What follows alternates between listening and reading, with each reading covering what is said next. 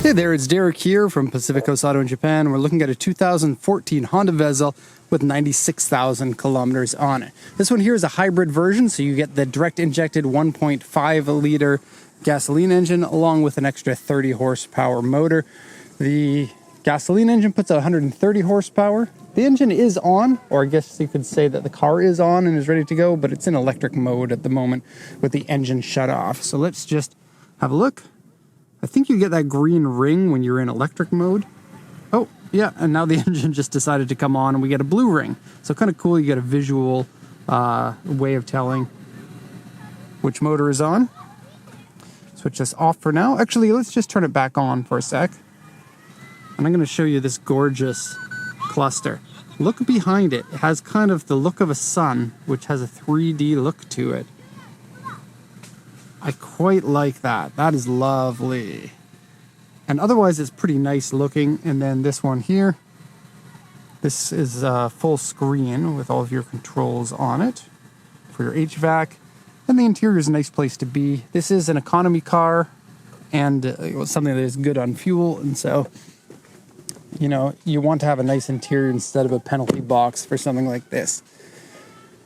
Okay, so combined 160 horsepower is not bad at all, and four-wheel drive, and this is otherwise on the Honda Fit platform, so it is very similar to that. In most ways, it does have higher suspension on it and more of an SUV look, but it is a subcompact, and so good alternative car to a Prius, I guess. Fuel economy is 64 miles per gallon US, or 73 non-US version of miles per gallon, which I think is like 3.6 kilometers per 100 liters, which is fantastic for a vehicle of this size. It does have a CVT transmission, which takes a little bit away from the driving fun, but if fuel economy is what you're after and good looks, I think this has it. Now the oil and the coolant both look okay. It is a 2014, so it's probably been taken care of pretty well here under warranty for a lot of that time. I'll just go ahead and close the hood here. Not really much to say. Oh, I got to say this. Look at the way that the intake works. The intake plenum. This is a car I've never seen before, so I love nerding out for this kind of thing. Intake comes in through the throttle body here, right? And then the plenum goes underneath the runners here for each one of the ports. So it goes under and up and then through. Now, back in my day, all of these were made out of metal, and you couldn't cast something that complicated, but I guess plastic makes sense because you don't get that heat soak in the manifold. You get a nice little bit of a colder intake charge. Okay, that's all. Close the hood if we can. Okay, quick look at the vehicle. It comes in this olive green color, which is quite nice. When the sun hits it, it gets nice and sparkly. Otherwise, it looks kind of dark and maybe forest green, maybe olive green. Okay, let's go over the auction inspection sheet now. This is the information given to us by the auction, so I'll quickly translate this for you. This is an auction grade 4.5BB for both interior and exterior. I think the interior is perfect. The exterior should maybe be a C. There are a number of scratches that I wish they were a little bit more, they reference them more in here. Anyway, 2014 Vezel Hybrid Z, 1500cc engine. 5-seater, automatic transmission, automatic AC, power steering, power windows, airbag, alloy wheels, Navi, TV, and leather seats. 96,601 kilometers. So for a car that's 9 years old, that's fairly high mileage, I would say, here in Japan. But outside of Japan, that maybe wouldn't seem as high. Also, for something like a Honda, I really wouldn't worry too much about mileage. My Honda has 160,000 on it. And it is in very good condition. Okay, here's the sales points. Original Navi and TV with rear camera. Toll collection box for Japanese highways, which doesn't matter outside of Japan. Steering wheel switches. It even has paddle shifters to shift if you want, which is kind of weird on a car like this. And there's a sport button. Cruise control, paddle shift, half leather seat, seat heaters, LED headlights, roof rails, floor mats. Okay, what a sales point. This car has floor mats in it. For something that's 2014, it'd be weird if it didn't actually have the floor mats in it still. Okay, so windshield crack, I'll show you right now, I guess. It's rather small. It might be a little bit hard to see right in here. Okay? And you can see it from the inside. I got a picture of it from the inside and from the outside. Interior dirty and wear. It's really not so bad. Ah, get down. I don't have my clipboard today because I forgot it. Ah. Okay, wheels scratched. Seat side has wrinkles in it, like leather wrinkles. What is this? Navi password lock is on the car. Yeah, it is true. But you probably want to replace the Navi screen. In this car and in many modern cars, they're changing the Navi screens from built-in units to a double DIN system. Because if it ever gets outdated, then you want to change it anyway. And so that makes it easier to change. Also has the CD player in there, I believe. I didn't check, but who uses CD players anymore? Don't know. It says A1, A1, A1, A1, U1, and then A2.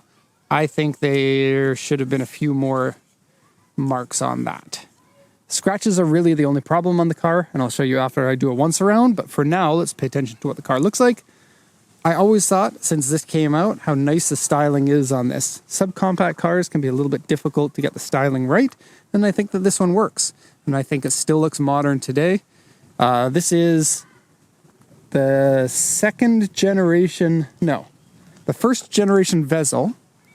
But the Vezel, this is the first time that we've seen this car in Japan, but the car is otherwise called an HRV in other countries, and Japan had an HRV back in like the late 90s, early 2000s that was hideously ugly, and you can get it in a 4-door and a 2-door. And the 2-door coupe was so ugly, I thought about buying one just because I thought it was really weird.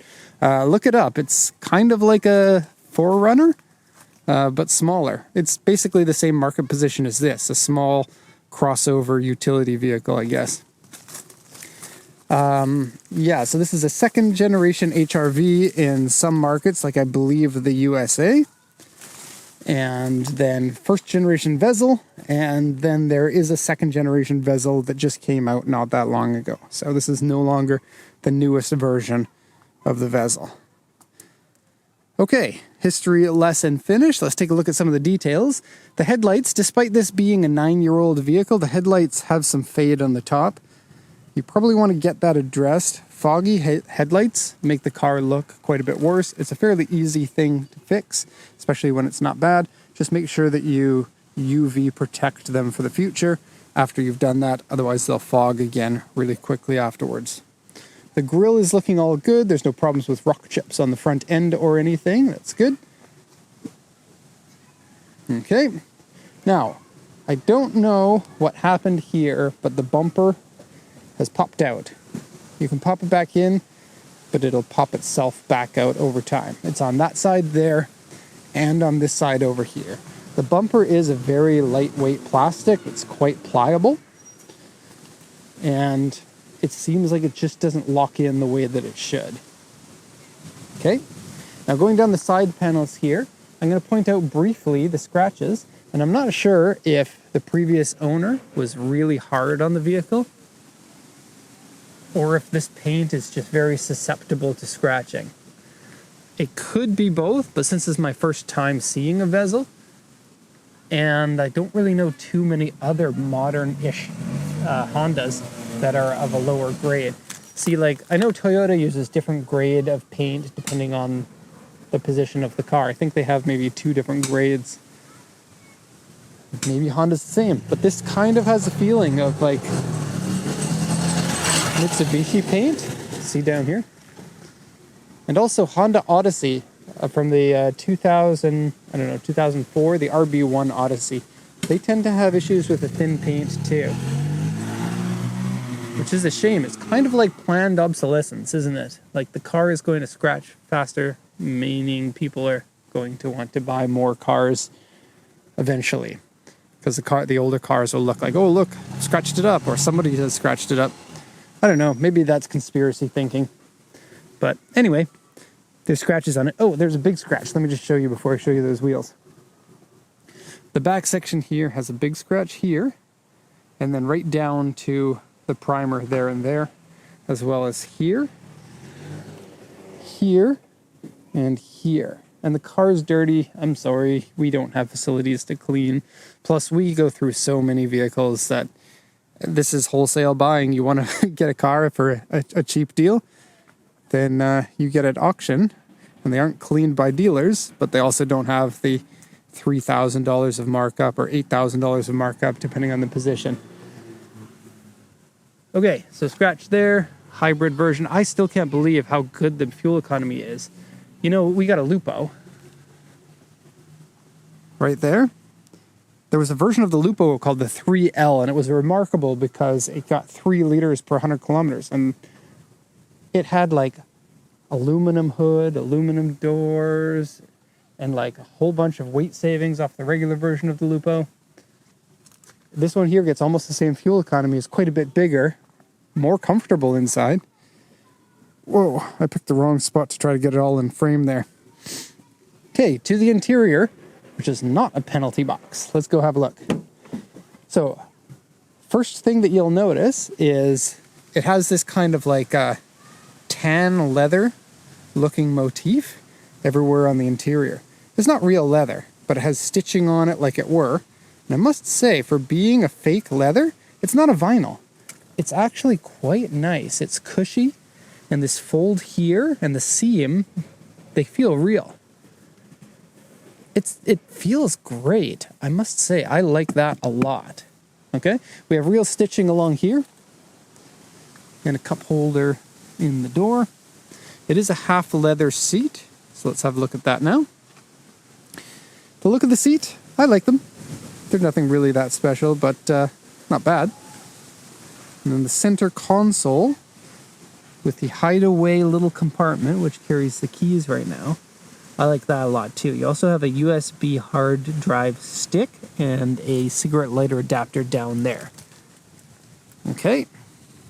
Steering wheel looks basically like Honda's steering wheels, like the Insight steering wheel from mid-2000s, I guess. And yeah, that gauge set is quite nice. I really like how that ring around there changes color. It's something fun. Like, now you're getting really good fuel economy. Green. Econ mode, swerving mode, and shouting at people mode. Okay. And then, I don't like the lack of buttons, but that's how cars are. And how cars were at this time. Okay, the shifter is very easy to use. You want to go in reverse, you go boop. You want to go into drive, you go boop. You want to go into L mode, which I don't know what it is, so I recommend you don't do it. You go down. I think it might be engine, like forcing the engine on. Then parking brake is park gear and parking brake are both P's. It's a little bit confusing, but park gear, parking brake. And then just like a traditional parking brake that you yank up for parking, pull this up for parking, push it down for non-parking. Brake hold, which I believe is hill assist, and then sport mode over here. And seat heaters have a button that are on this touch screen here. Okay. A little bit on the dirty side here, but that'll clean up. I don't know what the RFP is. I must say the throttle pedal and the brake pedal have an incredibly fake feel to them. Hybrids are always like that because they have regen braking, and the gas pedal needs to work for both the engine and for the hybrid power drive, and so you just push it a certain amount and the computer figures it out for you. I personally don't like that very much, but if it was for the sake of fuel economy and it is a regular car, then you can get used to it. Okay, the crack is right here, right above me fingies, which you can't see very well. Here's the glue mark on the dashboard that they're talking about. It doesn't feel like anything, it just looks weird. You can't feel anything different. Well, I mean, a tiny bit, but it's barely noticeable. But it does look weird. Okay, and of course, AC works, the power steering works. Again, the steering wheel is kind of disconnected feeling. And then a down paddle and an up paddle. Kind of cool on a car like this. AC vents over here have a nice clean look to them. Almost a retro look, actually. I like that a lot. And my favorite cup holder of the year. Have a look at this.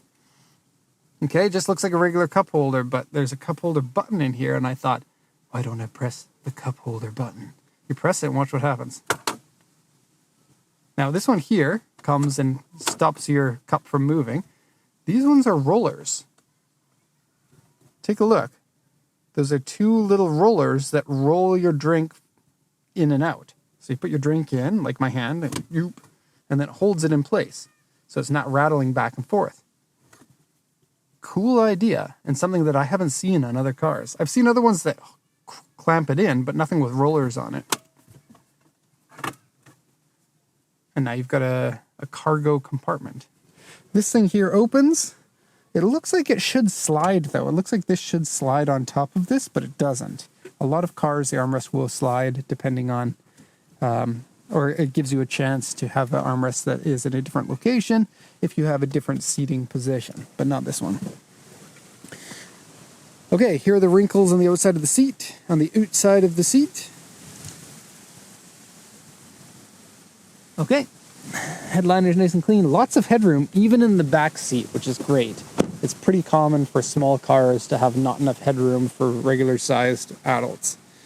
This one, no problem, I would say. And plenty of room inside.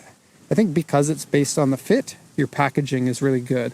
And I don't think many manufacturers get packaging as well as Honda does. I think that their ratio of interior to exterior space is fantastic on many of their cars. And I really like their flat floor thing. As you can see, many Hondas do this. It's just a flat floor and lots of room underneath. I wonder if they do something fun with the seats. Let's have a look. Oh, that is so easy and completely flat. I love it. Okay, well, let's put this back up for now and tilt it back a little bit. There we go. This cushion leaves a little bit to be desired, I must say, and cup holders in the back are here on each side, and then one to share here in the middle that also has your power outlet, another cigarette lighter adapter, a total of 3 in this car. Okay, for a 5'10" person sitting in here, I've got more than enough comfortable leg room. You can dance in the back if that's what you want to do. There's a little bit of plastic here. This is the original plastic from when the car was new 9 years ago. Open this up. And you get maybe Honda Fit size trunk, which is saying a lot because the Fit has a lot of room in the trunk. Maybe a little bit more. I haven't seen the modern ones. I'm just guessing. And then I don't know what's going on here, but there's a piece of tape on top of this. I don't think anything's broken underneath. I think they put it on to protect it. But unfortunately, they have unprotected it because this tape is very deteriorated and will take some effort to get off. Okay, the hybrid stuff goes in the back here underneath this area, leaving you no spare tire. You get a little mini compartment in here. Okay, here's your 3rd cigarette lighter adapter, and it says your maximum wattage on it. Okay, and a tonneau cover. That's me speaking French. Yes, I am from Canada. We can all speak French, but only a handful of words, and they're all the name of condiments. Okay, so that's going to be the end of this report. Hope you enjoyed it. Thank you everyone for watching, and have a nice day.